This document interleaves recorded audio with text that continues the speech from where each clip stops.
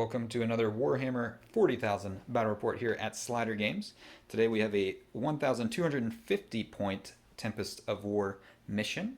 Taking a look at the mission itself, we've got Take and Hold. This is the classic, typical primary objectives. Controlling one objective gets you 5 points, 2 or more, another 5, and more than your opponent.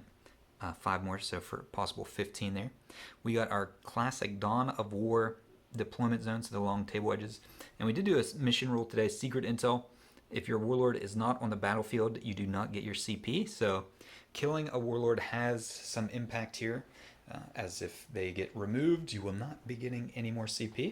And we've got our 5 objectives spread out kind of actually in these wide open lines here. One back here by these barrels, crates, one back there, and then finally this one back here with a little bit of line of sight blocking.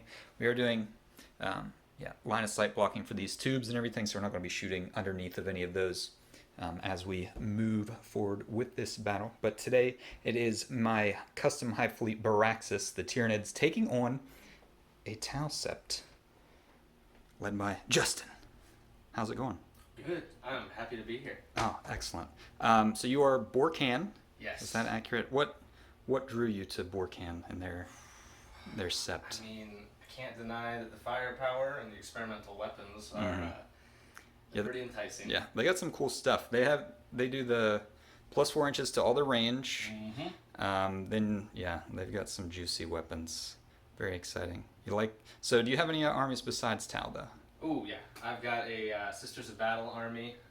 They are a martyred lady order, and I'm actually very eager to bring them out here sometime as well. Perfect. Yeah, get some sisters here, but first I have to consume some Tal meat for the hive mind.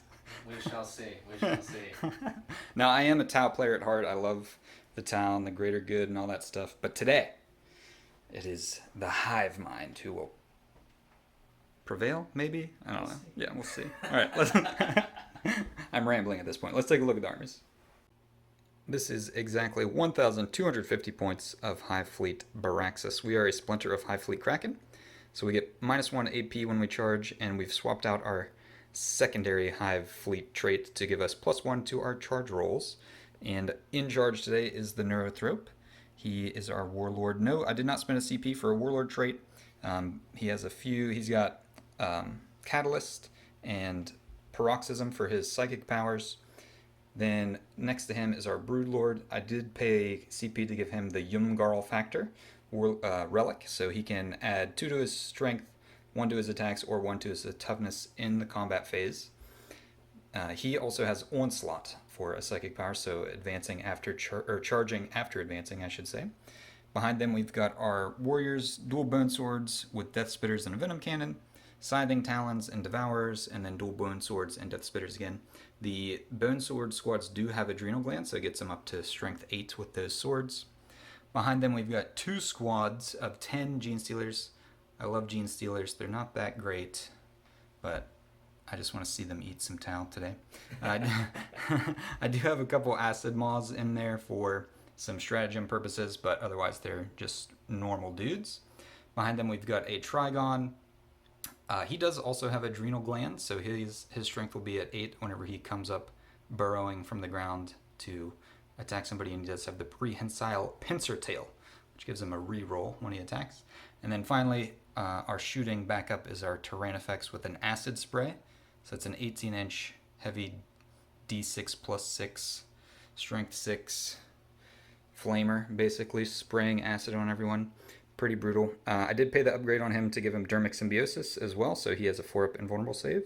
But that is Baraxas, our Hive Fleet, here to consume biomass on this industrial planet. Let's take a look at the town. This is exactly 1,250 points of Bork'an. What do we got? All right, so leading this valiant group of Tau today is a Cold Star battlesuit piloted by Commander Stormstrike. Oh, nice. She is going to be flanked by 2 shield drones to give her a little bit more survivability in this terrifying fight against the hive mind.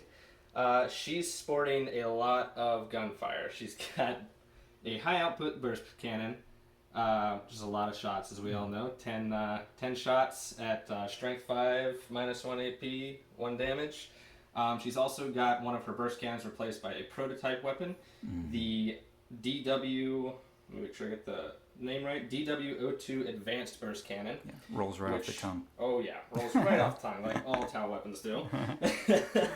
That is an 8-shot, strength 6, minus 1 AP, 1 damage burst cannon with a fun little trick that it does not allow the model being targeted to ignore any of the wounds it loses. Yeah, so my catalyst, will not. If it shoots something with catalyst, it won't get the catalyst save. It's a neat little trick she's got up her sleeve. And then she also has the standard fusion blaster, have to have a little bit of high-powered weaponry, and a nice Tau flamer to cook some gene stealers. Beautiful. Other than that, she's also got the Overdrive Power Systems Relic, which is specific to Bork'an, and that allows you to choose 2 of her weapon systems to add to wound rolls, and she's also got the Seeker of Perfection Warlord trait, which adds 1 AP to all of her shots, and allows for 3 mortal wounds per phase. That is her. She's got a lot of stuff. Yeah. Dangerous lady. Oh yeah, very dangerous. Next we have our humble Codifier Blade, in amongst all of those troops there. He is your standard Codifier Blade.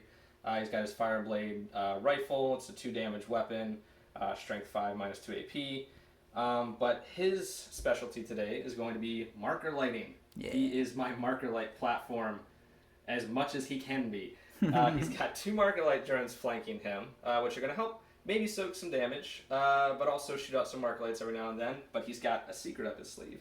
He has Ortu's Lantern, which allows for 5 additional marker lights to be rolled in the marker light phase. Yeah, it's really good. I take it basically every time I bring a Codifier Blade. Beautiful relic. So that is my HQs. I have one more character. He is a no force org slot Shaper. Yeah. Bring this guy out to hopefully keep my Kroot in line, because they are known for fleeing when things get a little too scary. So that's basically what he's going to be there for. He's got some cute little things. He's got a Kroot rifle that's the exact same profile, but it is a rapid fire 2, so it's a couple more shots. He also has a Ritual Blade, which is a little bit of a better melee weapon than just the standard blade on the end of the gun. And that's him. He gives rerolls of 1s to my Kroots, which is also kind of a nice little thing. Yeah. And they do use his leadership. Yeah, they're awesome. I love the face paint details you did on these guys. Oh yeah, they gotta show their colors. Yeah. All right, so we'll go on back from there. I've got a group of 10 Kroot flanking the Shaper. They're going to be following him into battle. Standard loadout for them, nothing special. To the left, I have a Breacher team. It's a combined team, no different stats, but I've got some Gue'vesa in there. Yeah. For good measure. Gotta have some of the Imperium represented always. Former Imperium. Oh, now, well, they're still in an empire, just the Tau Empire. They've chosen the better option. Exactly. Their lives are so much better. Yeah. And then to the right, there is a strike team. They don't have anything special, but they are going to be sticking near the Kata to try to get some of the benefits that he doles out. Yeah.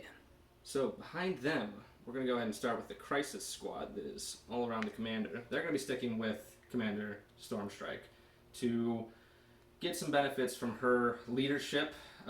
She's going to be commanding them to move a little bit faster to kind of keep up with her. They are equipped with Plasma, Cyclic Ion, and Flamers. They are not WYSIWYG because they're some of the first models I made, so I apologize for all of you out there. They do not have exactly what they've got on there. Some of them got the right weapons, not all. We'll make it work. But they also all have the EWO, the early warning override, so that way we can maybe try to get some efficient Overwatch. Yeah, free Overwatch, hitting on 5s. It's very scary for an army that wants to charge everything. It can be quite effective. That's their digs. They don't have any invulns. They're going to be kind of playing fast and loose and hoping not to get wiped off the table. Next to them, we've got a lone broadside. He's a missile side through and through. He's got 2 heavy missile systems and a twin-link smart missile system, as well as what is stabilizing the name of it? optics. Yes, stabilizing optics, so that way we can scoot this boy around and still get some decent firepower. Yeah, you pretty much have to have that with them. Otherwise, they're hitting on 5s without marker lights. And they become quite unreliable. Yep. Behind him, we'll go back to the Remora. Yeah. So this one is a bit of a interesting pick. He is going to be flying around the battlefield, really avoiding a lot of direct combat because he is considered a flyer. He does have a hover mode, so I can bring him down into arm's reach of some of these melee threats if I so feel. But he is an old Forge World model, so not going to be doing too much damage, but we'll be trying to provide me some more marker light support on maybe the things that are a little bit harder to see. Yep. But he'll be a fun one to have scoot around the battlefield. Looks awesome. Behind that, we'll go ahead and start with the Riptide. Bringing this bad boy out.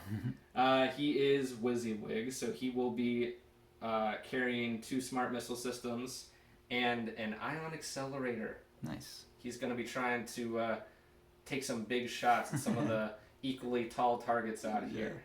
And doing his best at that. He's ready to stomp some bugs.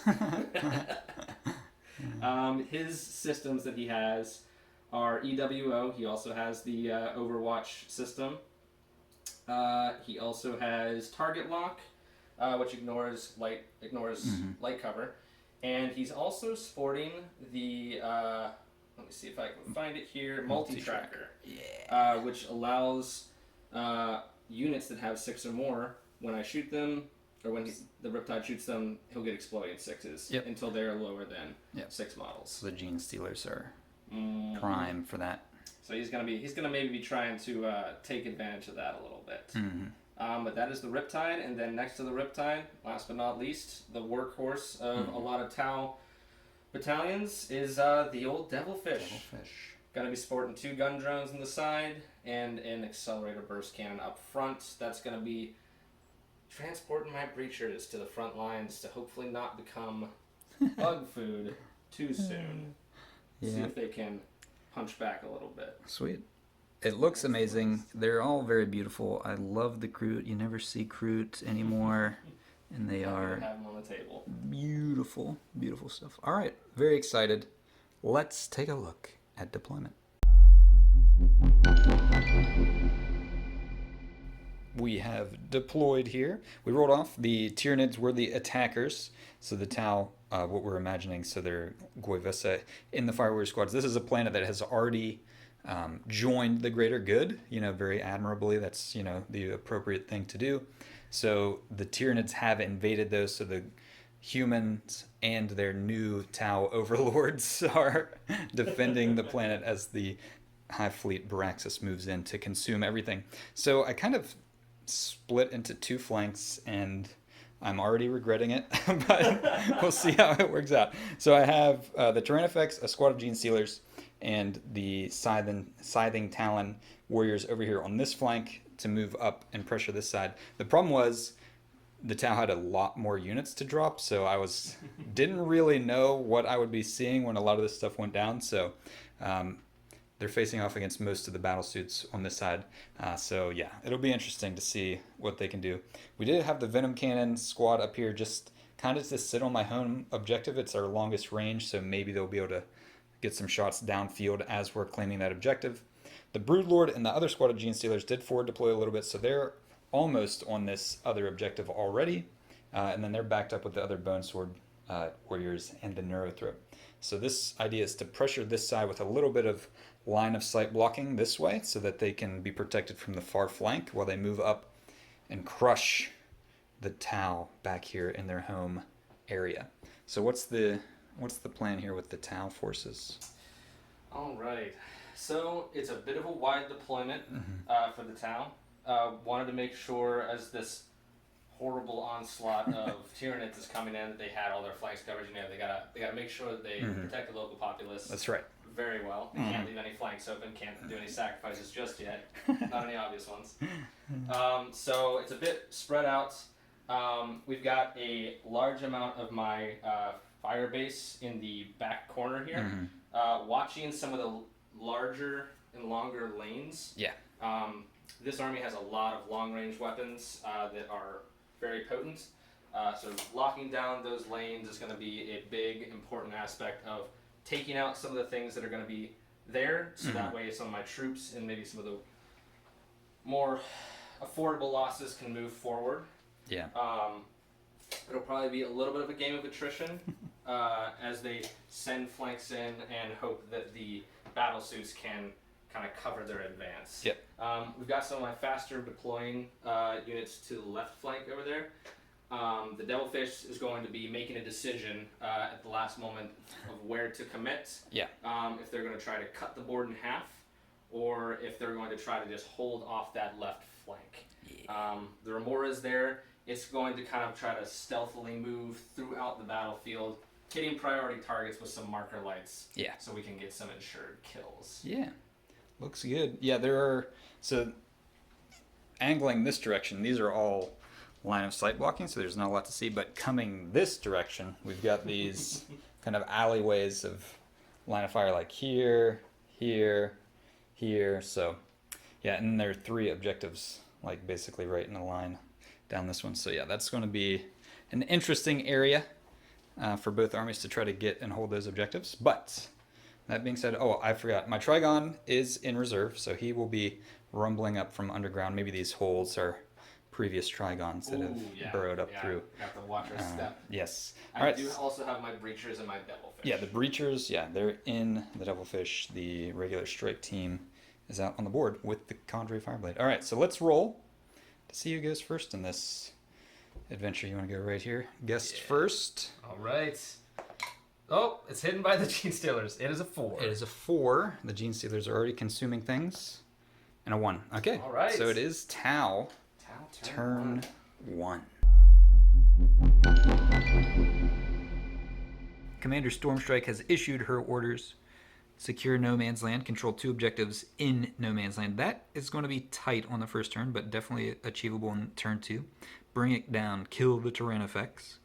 And finally, overwhelming firepower. Kill 3 units with shooting. So basically, secure the battlefield and kill stuff. The Tau forces are swarming towards the Tyrannofex over there. He does have 3 marker lights on him. All the marker lights that could shoot out went out to him.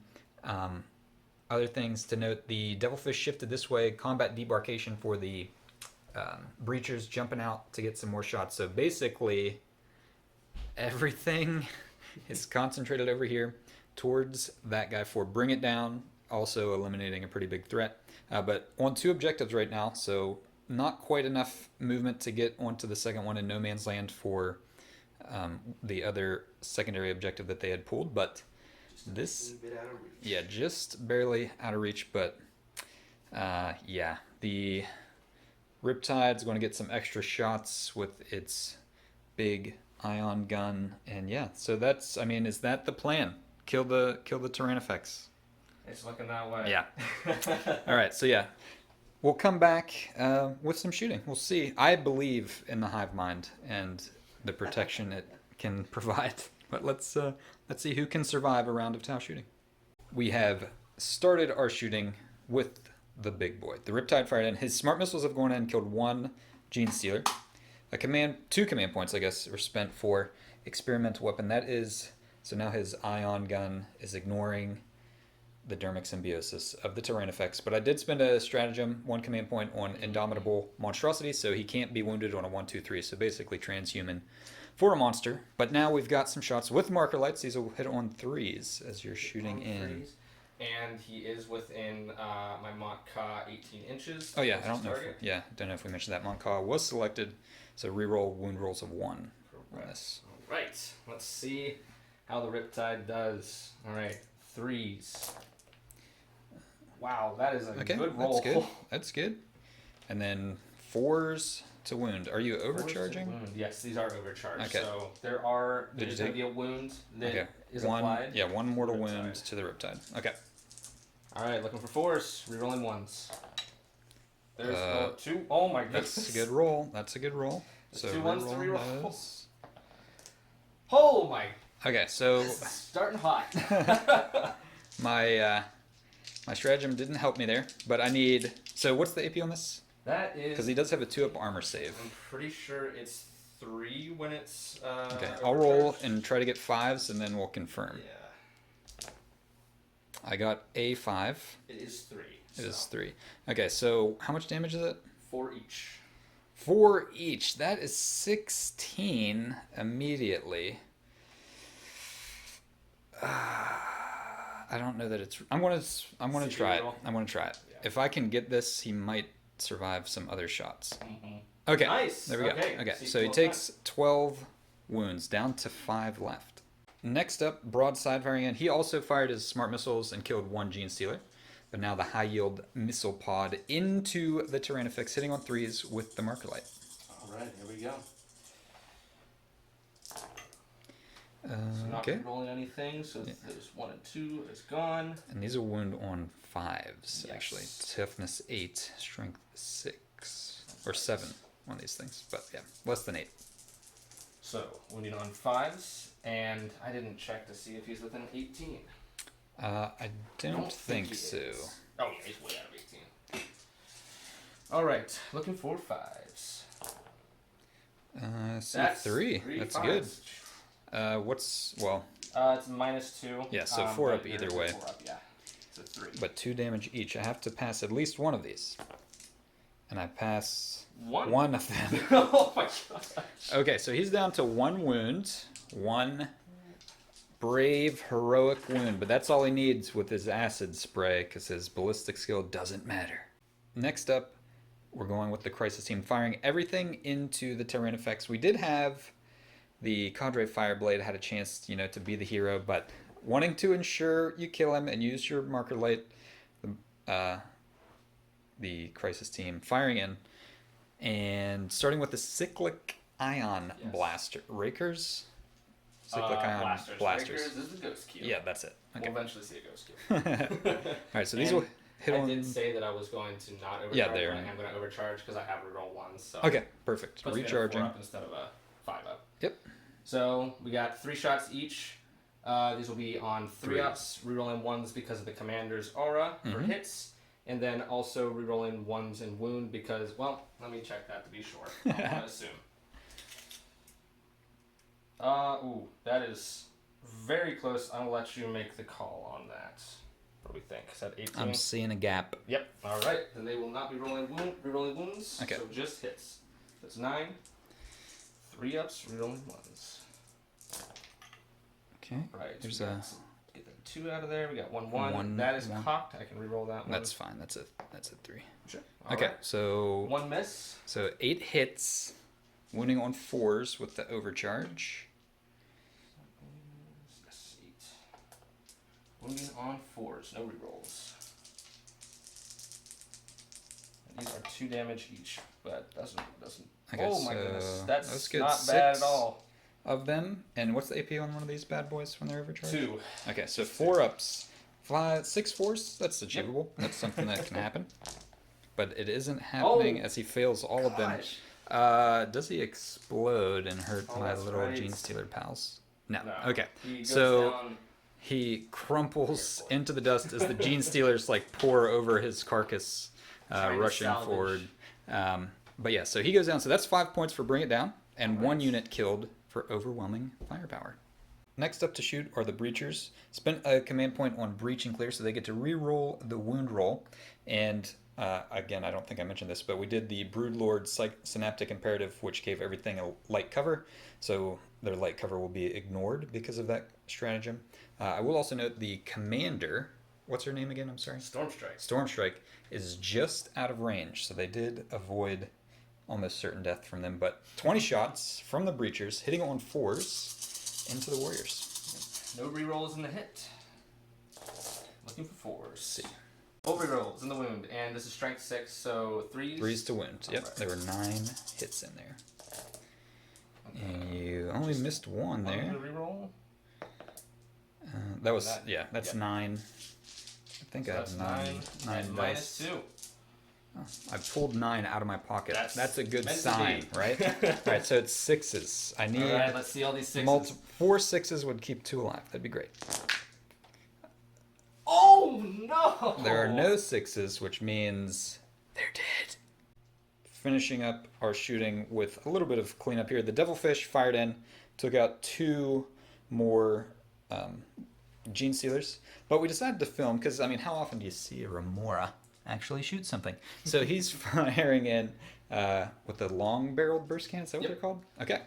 So hitting on 4s here. Yeah, a drone that hits on 4s. Yeah, it's amazing. All right, 4s. Whoa! See, that's 5 6s. That's the saving throw I just needed. All right, so that one goes away. Miss, and these are strength It's like 6. Standard 8th edition ones. Okay, so these are 5. Strength 5. So 3s to wound.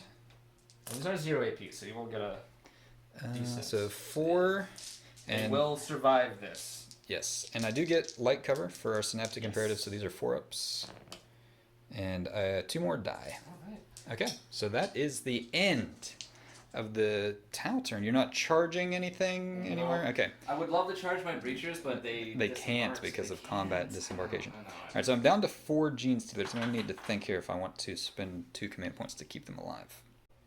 The Hive Mind has issued its orders. Capture the enemy outpost. Going to be really tough to get over there with those Kroot to get on that, but we'll see what happens. Then we drew Bring It Down. I spent a command point because that's killing the Riptide, which, having lost the Tyrannifex, is going to be really difficult at this point. So we dropped that, got Storm Hostile objective. We need to take the objective with the Breachers and the Devilfish, and then grind them down. Kill more things than the Tau. Going to be some challenging objectives for the Tyranids. We have come to the end of the movement phase for the Tyranids. The score is currently 5-0 in favor of the Tau, but they are on the verge of getting another 5 points if they just kill one more unit. But I need to grind them down, which is going to be really hard. Realistically, I'm looking for killing the Breachers. That's our goal right now. If we can get some other stuff killed, we'll see what happens. But basically, on this side, everything advanced. Broodlord, Gene Stealers, Warriors, and the Neurothrope. I actually did opportunistic advance on the Gene Stealers, so they moved 16 inches running in. We want to take this objective that is being held currently by the Devilfish and a couple Breachers over there. The Warriors shifted over to shoot down into some stuff over here. Basically, that's the plan. The other Gene Stealers, I did roll for their morale. They failed, but only 1 ended up running away, so we have 3 left over there to also charge in over here. So Psychic is going to be big for us. We need first Onslaught on these guys, which I need a 6. I did give my Psychic boost to the this guy right here. Actually, let me double check. That might only be core units. Let me see if I can actually give it to him. Quick double check. Yeah, any Psychic unit can get the warp siphoning buff, so he's got it. So he's going to roll 3d6, choosing the 2 he wants. He needs a 6 for Onslaught. And we got it with an 11 or a 10, however I want to do it. Okay, so next though we're going to do Paroxysm, and through our synaptic linking over to there, we're going to put it on the Breacher so they cannot fire Overwatch. Need a 6 for this. That is not a 6. Do I want to spend a command point? Ooh. To stop them from overwatching those 3 guys. Yeah, I'm going to spend a command point, reroll that. And I still failed. Another. So I need a total of 6 on the die. It's a 7 to cast, but he gets +1. So we still fail. And then we need a 5 for Catalyst on the Gene Stealers. And I perils. Oh, no. Alright, so D3 for 3 mortal wounds. So Psychic, not going great right now, so we take 3, but we do get Catalyst off, so they will have a 5-up Feel No Pain. Yeah, so that is our Psychic phase. Let's come back with some shooting. We're actually all the way to the charge phase. The only guns I had were from these Warriors that had a line of sight. They fired Death Spitters into the Breachers and killed 4, and they took 2 wounds off of the Devilfish with the Venom Cannon. But now we are charging, and the first charge is going to be from these 3 Gene Stealers into the Breachers. It will be a 7-inch charge, but they are firing Overwatch first here. Let's see if they can survive. We got 6 Breachers left, so 12 shots. Let's see if we get some 6s. 1? 1 6. Okay. They will survive the charge. At least 2 of them will survive the Overwatch. Alright, and this is strength 6. So 3s. No. No wound. Okay, so Actually, no, never mind. It's one. It's only once. Yeah, for the rerolls. Yep. Okay, so I need a 7. We're just over 8 inches away, but with our Hive Fleet adaptation, it's +1 to our charge rolls, and they fail. Man, the flags have been plentiful. Dang, this is a tough call. They are the ones least needed to get in, technically, and it's going to be 7s for the others as well. So I'm going to skip that. I did want to use them first to suck up the Overwatch, but it would have been nice to have seen if these guys made it in first, but that's okay. So next we'll go with... actually, let me think about how I want to do this, because I have the Warriors who might go into the Devilfish as well. So looking it over, issues with each unit cutting the other unit off. So I'm going to go with the Gene Stealers first. They're going into both units. They need a 7 to get into the Breachers. That's a 6 and a 5 and an 11. That's good, which actually is a 12 because I get +1. So they're going to go super far. They're going into the Devilfish only. So I need a 7 for them. And that is a 9 becomes a 10. Okay, so a 12 and a 10, we are in. We are starting the attacks off with the Warriors into the Devilfish. We'll see if they can finish it off on their own. I did spend a command point on Adrenal Surge, so they have 5 attacks each with their dual bone swords. So they're hitting on 3s. We'll see. Looks good. 7 hits, 3s to wound. Ooh, not as good. Alright, so that is 6 though. That would be enough to kill you. You need 6 up saves. 1 6 will keep you alive until the Gene Stealers can try to tear it apart. Alright, let's see what the Devilfish does. See if that armor lasts. There's not a single 6. No 6, so it's okay. Done. Does it explode? That is the question. Alright. Okay, Oh, yeah. no. That No Tau exploding. technology, yeah. No Not explosion. as- Alright, so we kill 1 unit for grind them down.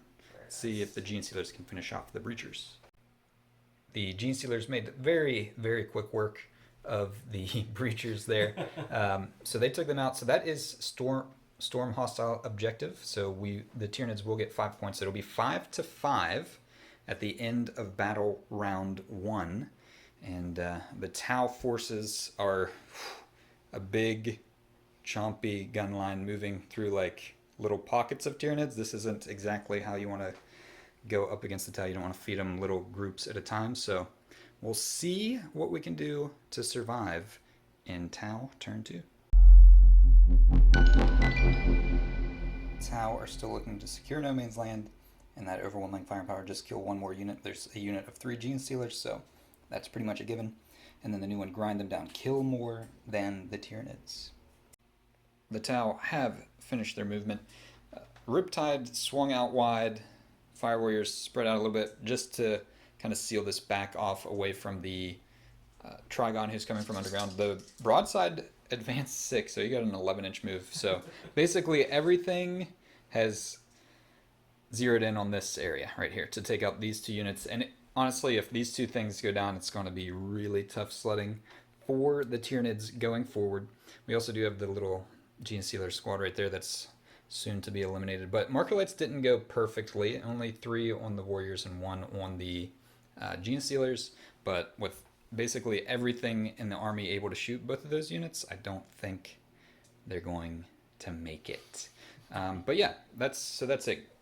Kill 1 more unit with shooting for overwhelming firepower.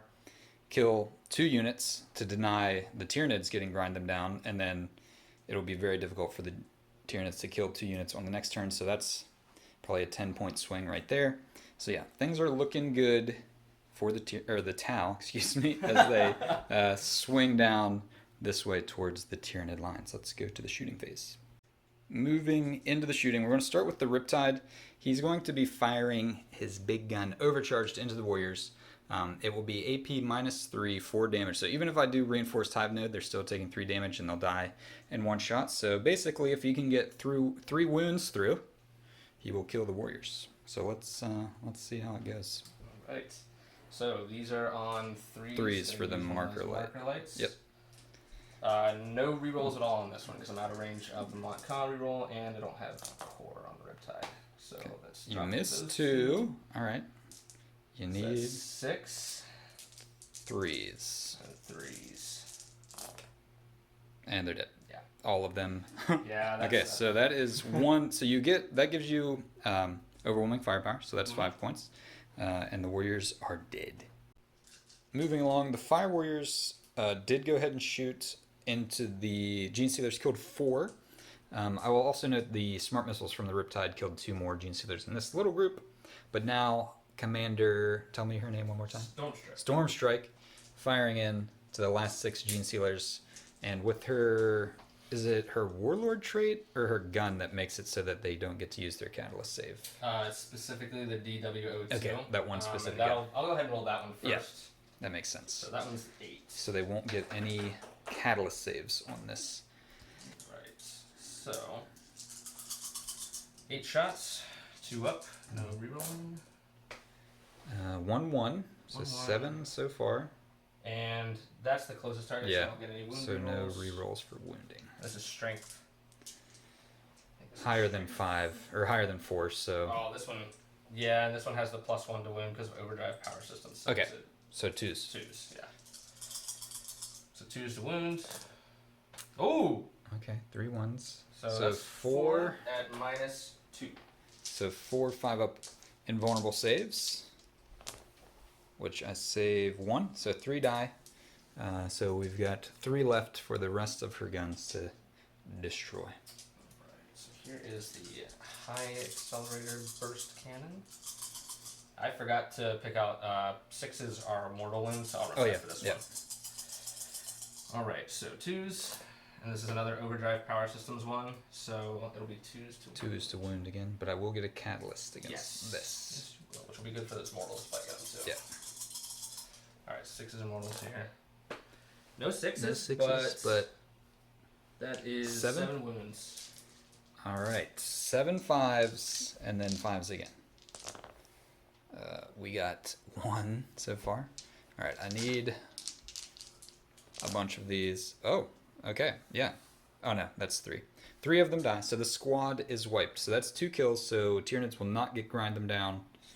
And that's 2 units destroyed for the Tau's grind them down. We have come to the end of the Tau turn. They finished off the 1 Gene Stealer that was back here for 3 units destroyed for grind them down. They did their Strike and Fade, but they couldn't quite get in range of this objective, so they kind of just shifted out to stay near the commander and keep her protected. But they score 5 points for overwhelming firepower, putting it to 15 for the Tau currently, and 5 for the Tyranids prior to their primaries here in Battle Round 2, which will just be 5 points for holding 1 objective. But let's see what kind of missions the Tyranids can draw here in Battle Round 2. We are into the Psychic phase for the Tyranids. Not a lot of units left. Opportunistic Advance on the Broodlord. So, we can get behind enemy lines, and we can try to capture enemy outposts for 10 points. And as long as we don't fail morale, or leave an objective, which we didn't do, we will get another 5 points. So we could get 15 points on the secondaries here if I can get in control of this objective. So that's going to be what we're trying to do. So the first thing I need to get is Onslaught on him. If he doesn't get Onslaught, I can't get behind enemy lines, so this one's important. That goes off on an 8. Okay, so he can now charge. Then we're going to do Catalyst through Synaptic Link onto the Trigon. Okay, that goes off. He's actually rolling 3. He gave himself his buff, I forgot. So he has Catalyst. And now we will do Synaptic Lore onto the Kroot. So this will let me reroll charges if I can get it off. And that goes off with technically an 11 since he's +1 to cast. Okay, so we're rerolling charges into the Kroot. And yeah, we're going to do some charging here. We are now in the charge phase. I did shoot his Bioelectric Pulse into the Fire Warriors. He took 2 of them out. But now we're charging. And we do have rerolls into the Kroot. We're going to start with the Broodlord. He is just going in to the Kroot. He needs... Is he going into the... No, he's just doing the Kroot because he would need another inch for the Shaper. So the plan is he comes in here and the Trigon slides in to the side. Nice. Alright. Need a 9. That is a 4. Alright. Reroll with Synaptic Lore. Must have for the hive mind. Okay, so we're not going to get... No. we're probably actually not going to get capture enemy outpost. Definitely not getting behind enemy lines, but we're going to go with the Trigon. He's going into both. He needs an 8, and it will be rerollable since the Kroot are involved. And there's what I just needed for my homeboy. All right, so he is in. We'll see if we can slaughter some Kroot. The Broodlord has failed his charge, but the Trigon is coming in to take them out. I need to eliminate everything here to actually claim the objective, because if I put all the attacks into the Kroot, I'll just contest because the Shaper's there. So the only chance for me to capture this enemy outpost is to kill the Shaper and force the Kroot to fail morale and flee. So we're going to start 3 attacks into the Shaper, 9 into the others. So we'll start with the Shaper. So these are hitting on 3s. Wounding on 2s. I get a reroll, but I'm going to save it. Wounding on 2s. 2 wounds, no AP. He doesn't get a save, so 2 damage each. So the Shaper is dead. And then we'll have 9 shots. Or 9 shots, 9 attacks. I do get to reroll 1 with my prehensile tail. Nice. So hitting on 3s. Not good. Oh. Reroll. Okay, 6s explode because we're goaded to slaughter though. Nice. So those 2 come back. All right, so we got, we got, what is that, 7? And 2s to kill. So I kill 7. Nice. So there are 3 remaining. And I need them to fail morale. And the town only have 1 CP, so they can't auto-pass. But if any of them survive, they are objective secured, so they will continue to hold that post. It comes down to this. A failed morale check, and then rolls of 1s and 2s on the last 2 guys. So we could still capture the enemy outpost. So a 1 is the only thing that will pass morale for the Kroot. Oh my gosh. The tension. 4. All right. Okay, so they fail. So 1 goes, and they're below half strength, so 1s and 2s. Goodbye. On a 1. Okay, this is it. A 2 and a 4. Okay, there's 1 left. Holds on. The Kroot are objective secured, so 1. I did not take the enemy outpost. The Kroot did fight back. No damage was done to the Trigon. But with that, we do not get 5 points for behind enemy lines. We do not secure the enemy outpost, but we do get 5 points for no retreat, no surrender. I think, actually. It might, no, that goes into your turn because if I fail a morale check, I lose it. So no points yet scored, but it's not looking good for the Tyranids going into battle round 3. Tower now looking to control the battlefield after slaughtering most of the Tyranid units. So still securing no man's land, capture the enemy outpost, and then attempting target. I did select the one that the warriors and the Neurothroper one, so this is actually going to be really hard to get soon. And this, they can't do this turn. We measured some stuff up already. So secure no man's land is easy, so 5 points there. If the Tyranids could have made that charge with the Broodlord, the point situation would have been pretty interesting, but as it stands, it's not looking good for the Tyranids. We are at the end of the Tau turn, and nothing remains of the Tyranids over here. To be fair, the Trigon, with his Catalyst save, it took the Cadre Fireblade, the Fire Warriors, the Riptide, and these guys over here, and the Remora, to finally kill him.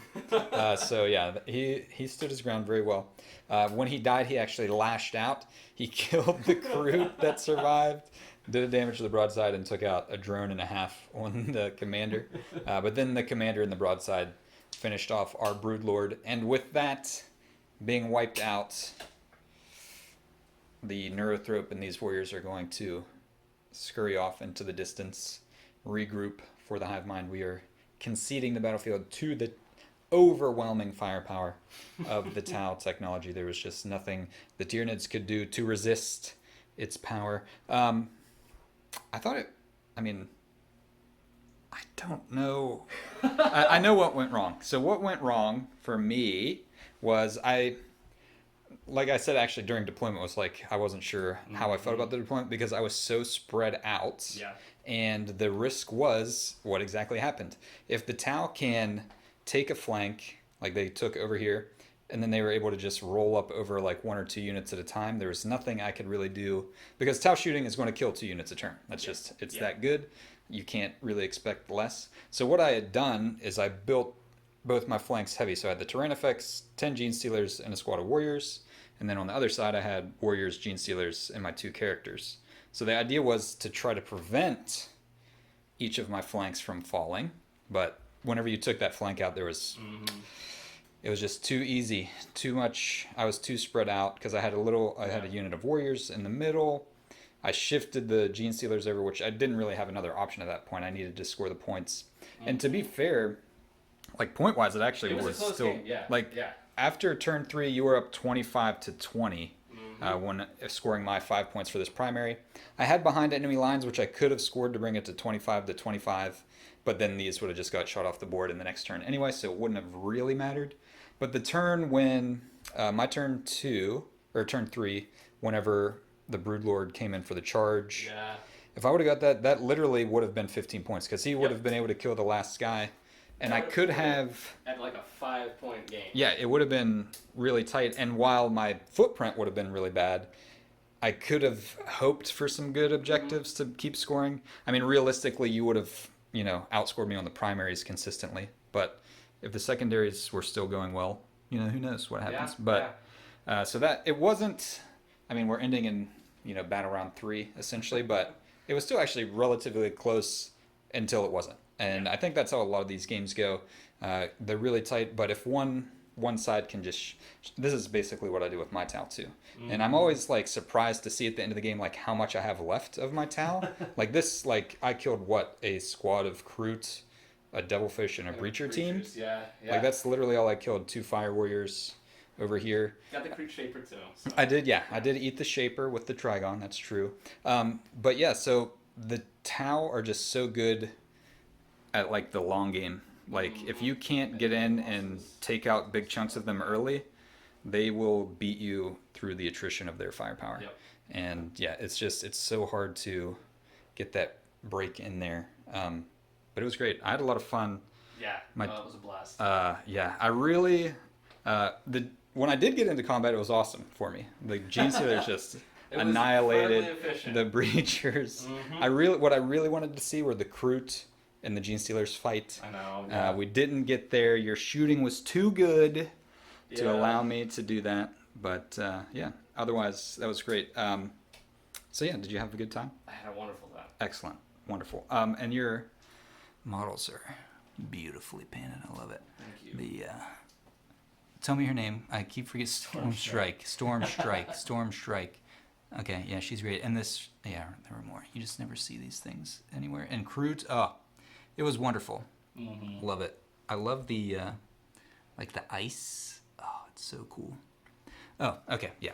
So yeah, awesome. Thanks for coming down and playing. Absolutely. I had a blast. Your guys blasted the Tyranids, so they're blasting all around. So yeah, that was great. That was awesome. Thanks for coming. Thank you for watching out there on YouTube. Please, if you're enjoying this, like, subscribe, comment, all those kind of things. I do like to try to respond to most of the comments that come through. So if you have an opinion or something you want to say, let me know, and I'll throw in my 2 cents probably. But yeah, thanks again for watching. Have fun.